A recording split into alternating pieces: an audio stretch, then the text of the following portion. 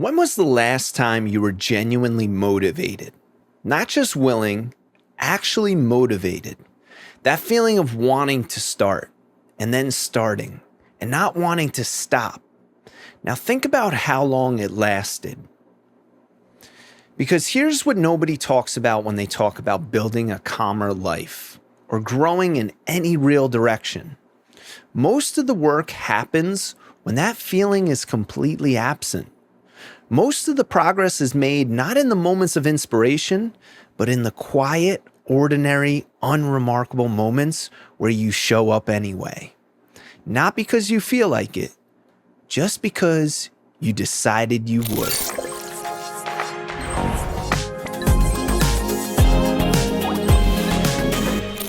Welcome back to Uplifted Living. I'm Nick Gilbert. This is Season 2, Episode 6. Here's what I want to give you today. First, a new metaphor for motivation. Not the spark you've been taught to chase, but something quieter, steadier, and honestly, more useful. Then, a personal story from the gap between seasons when the motivation that carried me through Season 1 was completely gone, and I had to figure out what comes after the spark. And then, 3 anchors. 3 practices for showing up on the days you don't feel like it. Not a system, not a productivity framework, just a calmer, more honest way of staying in the game without waiting to feel ready first. That's the episode. Let's start with the frame. Here's the frame I keep coming back to. Most of us have been sold the idea that motivation is a resource, something you can cultivate, protect, build up. The entire productivity world is basically a long series of promises about how to feel like doing the things you already know you should do. And that framing is exhausting because motivation isn't a resource, it's a spark. It arrives without warning. It burns bright for a short time, and then it's gone. And if you've built your whole practice around waiting for the spark, waiting to feel ready, waiting to feel inspired, waiting to feel like it, then your entire progress depends on something you cannot control. Something that shows up on its own schedule, for its own reasons, and leaves without asking. But there's something else, something quieter, something the productivity world doesn't talk about because it doesn't make for a very exciting video title. I'm calling it the slow burn. A slow burn is different from a spark. It's lower intensity. It's steadier. It doesn't feel as good in the moment. There's no rush, no surge of energy, no sense that today is the day everything changes. But it runs longer. It generates more heat over time. And crucially, it doesn't require you to feel anything in particular before you begin. The problem is, we've been trained to mistake the absence of a spark for the absence of progress. When we sit down to do the thing and the energy just isn't there, we treat that as a signal, as permission to wait, as evidence that this isn't the right time, or we're not ready, or we need to reset and come back with more momentum. But what if that feeling isn't a signal at all? What if that flat, low energy, uninspired feeling is just what doing the actual work normally feels like? Not the failure of the practice itself. So that's the frame. The spark gets the credit. The slow burn does the work. Motivation isn't a resource you cultivate. It's a fire you keep alive by showing up. And that flat, uninspired feeling, the one we keep treating as permission to stop, that's not a warning sign. That's just Wednesday. Now, let me show you what this looked like in real life. Because the gap between Season 1 and Season 2 of this podcast was the slowest burn I've ever lived through. And I almost didn't make it to the other side. I want to tell you about the period right after I finished Season 1 of this podcast. 12 episodes, done, published. I built a structure, a voice, a way of doing things. And when the last episode of the season went out, I felt something I genuinely wasn't expecting. Not relief, not satisfaction, not the thing you're supposed to feel when you finish something you worked hard on. I felt flat. And with that flatness came a voice, which if you were here last week, you'll recognize. Quietly asking, is this still worth doing? Because I don't feel the way I thought finishing would feel. And if the motivation that carried me through season 1 is gone now, what exactly is supposed to carry me into season 2? So I waited for the spark to come back. I did some planning, made some notes, gave myself space, waited a little more, and then slowly, not as a revelation, just as a quiet realization that settled over a few ordinary days, I understood something. The spark wasn't coming back. Not the way it arrived at the start of season 1. That particular intensity, that particular energy, it was a one-time thing. It had done its job. It had gotten me started. That's what sparks do. Season 2 was not going to begin with a spark. It was going to begin with a decision. A quiet, undramatic, completely unremarkable decision to sit back down and record anyway. To trust that the work would generate its own momentum, not before I started, after. We have this completely backwards. We believe the sequence is feel motivated, do the work, but for any practice with a long horizon, any creative project, any commitment to becoming a different version of yourself, the actual sequence is do the work, feel something. Sometimes, eventually, not always on the first day, not always on command. And the reason this matters is that if you're waiting to feel motivated before you start, using the absence of a spark as permission to hold off, you are waiting for something that only arrives after the thing you're waiting to begin. The door opens from the other side. That was my gap. Flat, low energy, completely uninspired.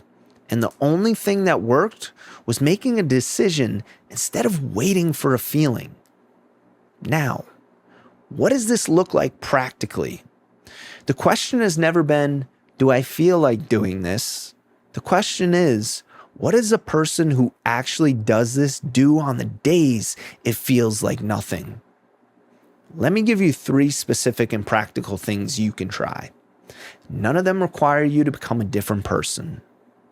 The first one connects directly to something we talked about in episode 1. There's a line from episode 1 that I keep returning to. We talked about the identity lag, the gap between who you're becoming and who you currently feel like. The background update running in your life before the screen has changed. Here's how it connects to the slow burn. When motivation is high, acting like the person you want to become is easy. The action matches the identity. The feeling confirms the direction. There's no gap to close. But when motivation drops, the gap becomes visible. And in that gap, most people revert.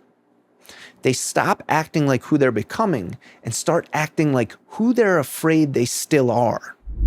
The anchor here is this. Your identity is not a feeling. It's a decision. And it doesn't require you to feel aligned with it for it to still be true. So on the flat days, the low energy, ordinary, motivationalist days, the question shifts. Not do I feel like it, but something smaller. What would this person do today? Not their best day. Not the version of them that has it figured out.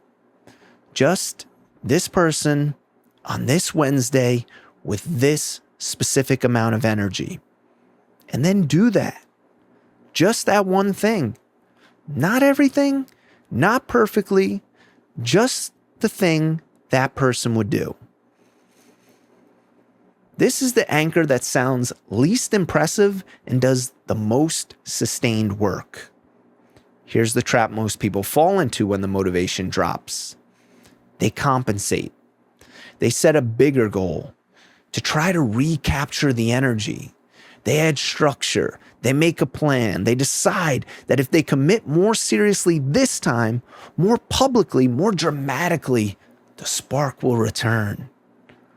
And for about 2 days, it works.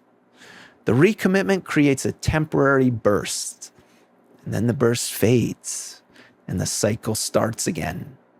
The slow burn doesn't work like that. The slow burn works by protecting one thing, the minimum. Not the ideal version of your practice, not the aspirational version you operate at on a good week. The floor, the lowest bar you would still accept as evidence that you're in the game. For this podcast, my minimum is 1 episode every other week now. Not a perfect one, not a long one, just one. That's the floor. On a good week, I go further. I plan more carefully. I work at a level that feels like the person I'm trying to become. On a hard week, I protect the floor. Because here's the thing. It's not the floor that builds the practice. It's the continuity. Every time you protect the minimum, every time you show up at the floor, instead of not showing up at all, you're casting a vote. A quiet, unglamorous, unannounced vote for who you are. You're keeping the identity alive when the energy isn't there to carry it. A fire doesn't go out dramatically. It goes out because the fuel ran out. Protecting the minimum keeps the fuel on. If this is landing and you haven't subscribed yet, please do. It takes about 2 seconds and it genuinely helps this reach people who need it. This is the deepest one, and it's going to connect some threads. The slow burn works through compounding. Small, consistent, low-intensity action accumulates over time into something a series of high-intensity bursts never could. But, and this is the part nobody warns you about, you don't feel it compounding while it's happening. You feel it in retrospect. 6 months from now, looking back, the gap between who you were and who you are will be larger than you expected.